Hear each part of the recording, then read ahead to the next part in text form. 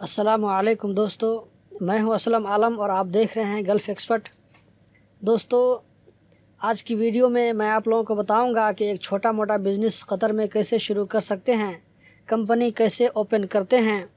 تو بنے رہیے اس ویڈیو کے ساتھ آخر تک، اور جتنا ہو سکے اس ویڈیو کو شیئر کریں۔ آپ کے شیئر کرنے سے آپ کا کچھ نقصان نہیں ہوگا، لیکن دوسروں کا بھلا ضرور ہو جائے گا۔ دوستو، آگے بڑھنے سے پہلے میں آپ لوگوں سے ایک چھوٹی سی ریکویسٹ کرتا ہوں کہ اگر آپ لوگ نئے ہیں اور ابھی تک آپ نے چینل کو سبسکرائب نہیں کیا ہے تو ضرور سبسکرائب کر لیں، اور ساتھ میں گھنٹی کے نشان پر بھی کلک کر دیں تاکہ آپ کو ہر آنے والی ویڈیو آسانی سے مل سکے۔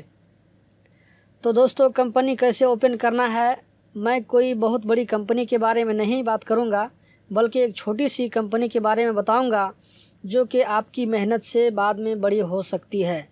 میں اس چیز کو زیادہ ڈیٹیل سے نہیں بتاؤں گا، بلکہ جو مین پوائنٹ ہے وہ بتاؤں گا۔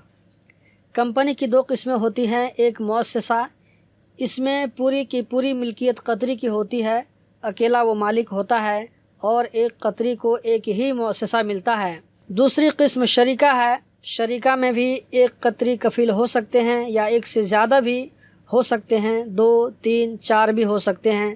اگر آپ کوئی کمپنی اوپن کرنا چاہتے ہیں تو ایک قطری کو ساتھ رکھنا ضروری ہے، اور آپ کو 49% شیئر ملے گا، جبکہ قطری کو 51% شیئر ملے گا۔ اگر خارجی 2 ہے تو 2 خارجی کو 24.5 کر کے شیئر ملے گا، جبکہ باقی حصہ 51% قطری کو ملے گا۔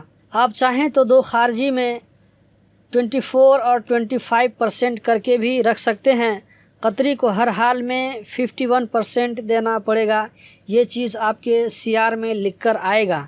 یہ الگ بات ہے کہ آپ قطری سے اتفاق کر لیں کہ آپ اس کو مہینہ میں اتنا فائدہ دیں گے اور باقی فائدہ آپ کے ہاتھ میں ہوگا، اور اکثر کمپنیوں میں یہی ہوتا ہے۔ آپ قطری کو 10,000، 20,000 یا 5,000 مہینہ میں فائدہ دیں اور باقی آپ رکھ لیں، یہ اتفاق کے اوپر ہے۔ دوستو، یہ سب باتیں جاننا بالکل ضروری ہے، اور یہ بنیادی باتیں ہیں۔ اگر یہ ویڈیو لمبی ہو جائے تو پھر بھی دیکھنا، میں اس کو 2 یا 3 حصوں میں اپلوڈ کروں گا تاکہ ساری باتیں آ جائیں۔ اب ہم مثال سے سمجھاتے ہیں تاکہ بات اچھی طرح واضح ہو جائے۔ جیسے آپ قطر آئے، آپ کے پاس میں اتنا پیسہ ہے کہ ایک کمپنی بنا سکتے ہیں۔ خرچ کے بارے میں بھی اسٹیپ بائی اسٹیپ آپ کو بتاؤں گا کہ کہاں پر کتنا خرچ ہوگا۔ تو سب سے پہلے آپ کو کوئی قطری تلاش کرنا ہوگا۔ آپ ایسے بندے کو تلاش کریں جو آپ کو تھوڑا بہت وقت دے سکے۔ آپ ان سے مل کر معاملات طے کر لیں، آپ مہینہ میں ان کو کتنا فائدہ دیں گے، اور یہ کہ جب بھی آپ کو ان کی ضرورت پڑے تو وہ آپ کا ساتھ دے سکے، کیونکہ یہاں پر آپ کو ہر قدم پر قطری کی مدد کی ضرورت پڑے گی۔ آپ نے قطری کے ساتھ بات چیت کر لیا اور اتفاق بھی ہو گیا، ساتھ ہی ساتھ آپ یہ بھی طے کر لیجئے کہ آپ کمپنی میں کیا ایکٹیویٹیز رکھنا چاہتے ہیں۔ یہاں اگر آپ ایک چھوٹی سی دکان بھی اوپن کرتے ہیں تو وہ بھی کمپنی کہلاتی ہے، چاہے ہوٹل ہو، سپر مارکیٹ ہو، ٹیلر کی دکان ہو، سیلون ہو یا کنسٹرکشن کی کمپنی ہو، سب کمپنی ہی کہلاتی ہے۔ میرا مشورہ یہ ہے کہ آپ جس فیلڈ میں ماہر ہوں، جس فیلڈ میں آپ کو تجربہ ہو، اسی سے ریلیٹڈ کمپنی اوپن کریں۔ ایسا نہ ہو کہ بغیر تجربہ کے آپ نے کمپنی اوپن کر لیا اور بعد میں نقصان اٹھانا پڑا۔ آپ نے قطری کو چوز کر لیا، ایکٹیویٹیز کو بھی سلیکٹ کر لیا۔ اب اگلا مرحلہ آتا ہے، آپ کمپنی کا نام کیا رکھیں گے۔ اس کے لیے آپ کو 5 سے 10 نام چوز کرنے ہوں گے، اور ایسا نام جو پہلے سے موجود نہ ہو۔ اس لیے آپ گھوم پھر کر دیکھ لیں اور آئیڈیا لے لیں کہ کیسا نام رکھنا ہے۔ اس نام کو عربک اور انگلش دونوں میں لکھ کر لے کر جانا پڑے گا۔ میں آپ کے سامنے میں کچھ نام دکھاتا ہوں، اس کو میں نے سمجھانے کے لیے آپ کو دکھایا ہے کہ ایسے نام لکھنا ہے۔ جیسے میرا نام اسلم ہے تو میں یہاں پر اسلم ٹریڈنگ کنٹریکٹنگ رکھ دیتا ہوں، اور اس سائڈ میں عربی میں اسلم للتجارہ والمقاولات لکھ دیتا ہوں۔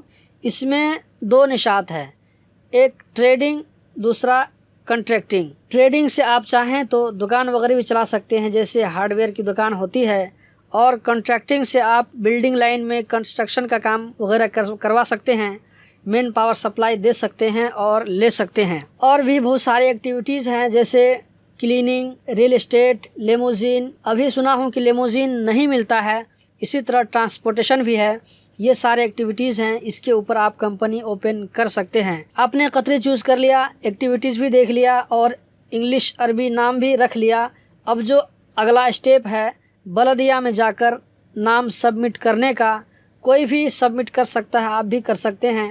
اس کے لیے آپ کے پاس میں اگر کفیل کا اوریجنل آئی ڈی کارڈ ہے تو بہتر رہے گا. آپ عربی اور انگلش نام کے ساتھ میں کفیل کی آئی ڈی کا ایک کاپی رکھ لیں. آپ جو نام سبمٹ کریں گے کاؤنٹر پر آفیسر اس کو چیک کریں گے. اگر وہ نام پہلے سے ایگزسٹ ہے تو سلیکٹ نہیں ہوگا. آپ سے بولا جائے گا اور بھی دوسرے نام لے کر کے آئیں.